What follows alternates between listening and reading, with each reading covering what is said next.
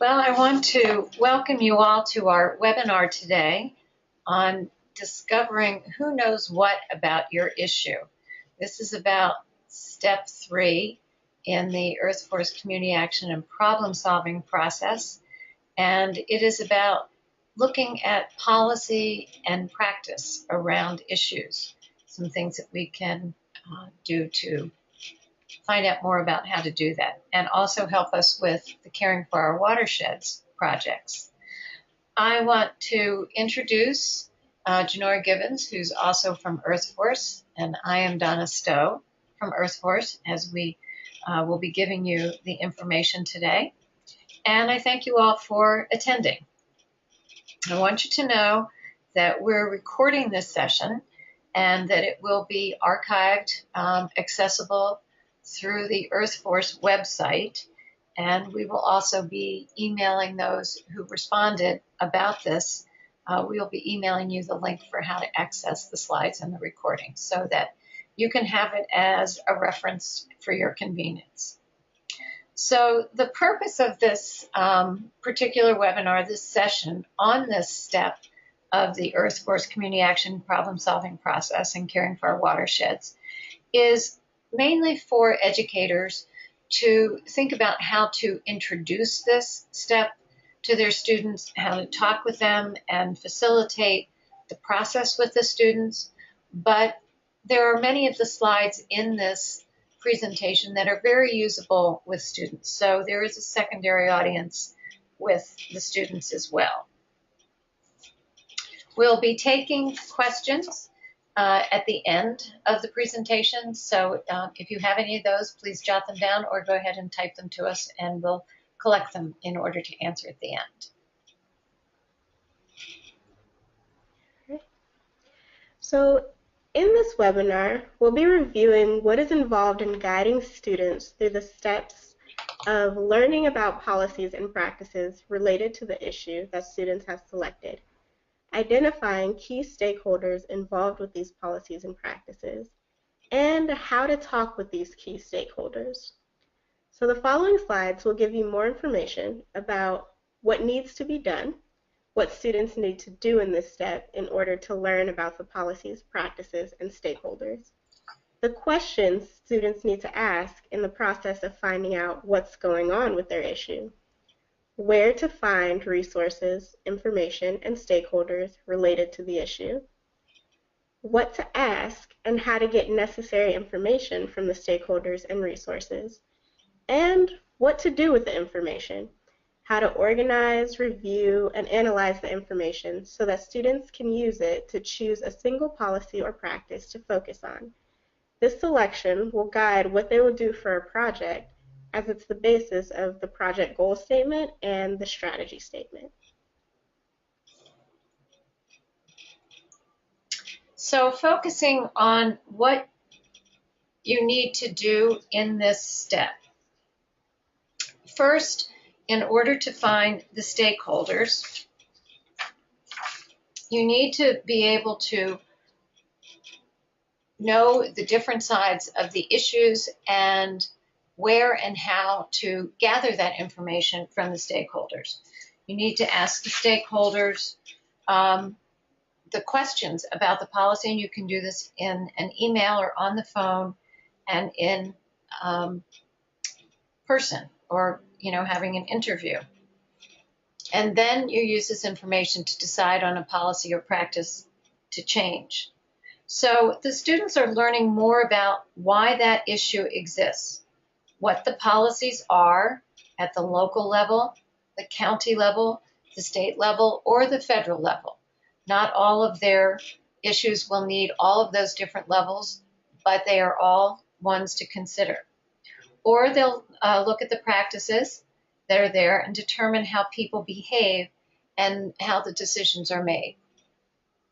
They will gather information about the policies and practices to be able to identify the different viewpoints and sides there are to this issue, the pros and the cons, and hear who the stakeholders are who are holding those issues. Students will need to know which stakeholder supports a policy or practice and which ones do not, because they need to know which ones are their allies and which ones are their potential opponents. Using all this information, they will then be able to look at all of the different viewpoints, see who the stakeholders are, and then decide on a policy or practice that the students would like to help change.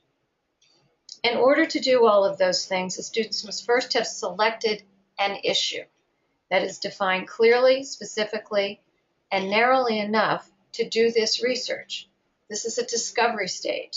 So they are looking at the information for something that is going to be very, very targeted. It's a discovery step in which students learn more about their issue's history, what is currently being done, who is doing it, and why, and what you and your students can do as a project that will truly make a difference on this issue. This research will also help you discover which of the stakeholders are potential partners for your students' project and who the opponents are for the project they might want to do. It's important for students to know about both sides so that they are able to select a policy or practice that they can actually influence or make a change in their project.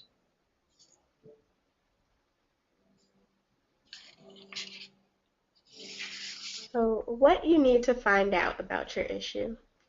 On the screen, you'll see a set of questions that can guide students in finding out important information about the policies and practices related to their issue. At this point, they will discover that there are a range of different policies and practices, and that some of these may be conflicting. For example, your school may have a recycling policy, but maybe there are not enough recycling bins, so the students don't recycle. Or maybe the trash pickup service for the school mixes the separated recycled items with the trash at pickup. Here's an example of a policy not being enforced and having practices that then go against the policy. So it is important to dig deeply into what exactly is going on and why. Looking into this will lead to asking and finding out about who is doing what related to the issue, and also learning more about what needs changing, reinforcing, or fixing in some way. This information will help students learn more specifically about what others think is needed and what would have a great impact and be meaningful for both the students and the community. Use these questions with your students as a guide to facilitate them through this discovery process. We would also really like to hear from you if these questions are a good starting point, or if there are other kinds of questions that would work well in this discovery phase. Our contact information will be available at the end of the webinar, and we'd love to hear from you. So now it's important to be able to know where to find the resources, to find the information, and the stakeholders related to the issue. On this page, you'll see a chart of different categories. You will have the areas of the government, city agencies, county agencies, in some cases, federal agencies. There are also school officials that you might want to be talking to and asking for information. You'll need permission often from these very officials in order to go ahead and do the projects that your students come up with, but they're also very familiar with what the policies and practices are. Nonprofit organizations and foundations are very helpful in giving you an idea of what the practices are as well as the policies. These organizations often influence policies. They have people whose responses to policies are often asked for, and they often keep an eye on what people are actually doing in relationship to those policies. And then corporations and local businesses, which is a category that people don't normally think of as being part of policy and practice. However, just like everybody else, corporations and businesses are affected by policies, and they have to gear their practices to them. They sometimes oppose and sometimes support the policies, but they have a great deal of information and will definitely have a viewpoint. This chart has given you an example of those kinds of resources and stakeholders in the DC and Northern Virginia area. You'll notice there are Parks and Rec departments, water agencies, departments of energy and environment, offices of sustainability, environmental management, but you may find over a particular topic that you would need other agencies to be able to help you with this. This is a representative list, not a complete list. The same is true with federal agencies. The school officials give you the categories that you most often need to talk to, but there may be others. And the examples of the businesses and the nonprofit organizations, again, are more locally oriented to DC and Northern Virginia, but there can be lots of examples. For those who find that these examples don't really give you the guidelines that you need, as Janora said, at the end of this session, you'll see the contact information for people at EarthForce. We are happy to help you get a more targeted, specific list of useful and appropriate agencies, organizations, and institutions for your community or for a particular topic as well. And then, well, along with this, we will be able to give you some contact information with the website address, often a key name to contact, and a telephone number or an email address to contact somebody at this point. So at the end of this webinar, you will then be able to contact us specifically to get specific information that can help you and guide you in this particular step.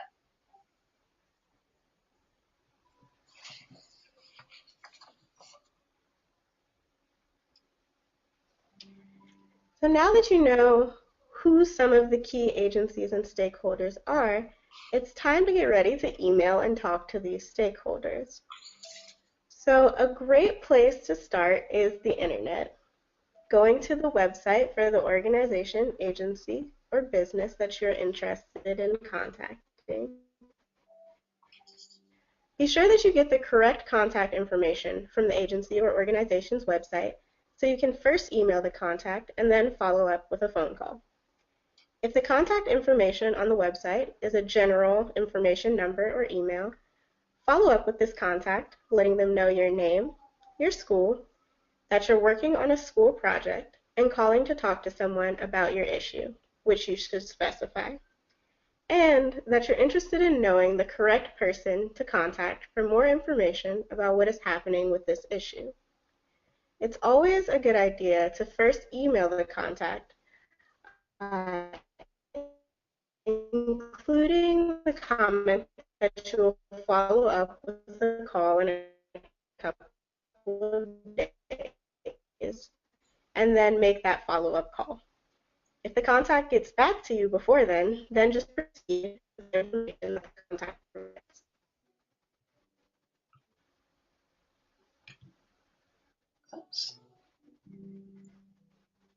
When you have identified the key stakeholder you need and the appropriate contact information, proceed with an introductory email and then follow up with a call. Always identify yourself by your name, school, reason for contacting, and then let them know that you have some specific questions to ask. Start with a list of questions that we suggest, but also add your own specific questions that have emerged through your research. Remember to keep good notes of the conversation, name of the contact, and key information for each of your stakeholder contacts. On the screen, you'll see some great questions to ask stakeholders.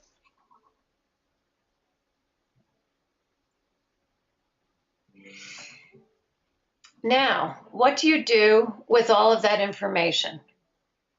As the students conduct their research and discovery, check in with them about the viewpoints they have uncovered, help them to collate and organize the information by stakeholder name and organization, policy or practice viewpoint, and comments on what they have identified as what needs to be changed and why. Once the research is completed, the students will need to review this information as a group making sure that they know and understand the following things: that they know what the different policies, practices and viewpoints are, the pros and cons of each viewpoint, and who the stakeholders are related to the policies and practices, which ones they support, which ones they do not. Based on this information, the students will need to select a single policy or practice that they wish to change. They also need to know which stakeholders are allies or opponents to their viewpoint so that they can address challenging viewpoints with reason and can enlist allies in helping to carry out their project. This is a particularly important part because as students think about the item that they want to focus on and how they want to change it, they need to know a little bit about the expectations of what they'll run into for support or potential opposition.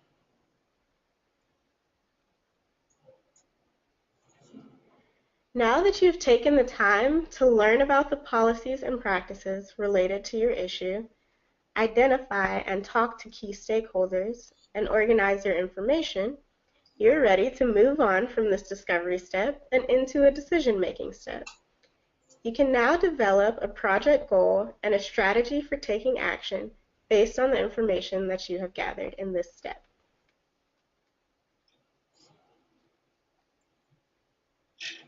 So now that we have shared with you a little bit more information about how to proceed with this investigative and discovery step in preparation for making a decision in the next step, if you have any questions, please let us know.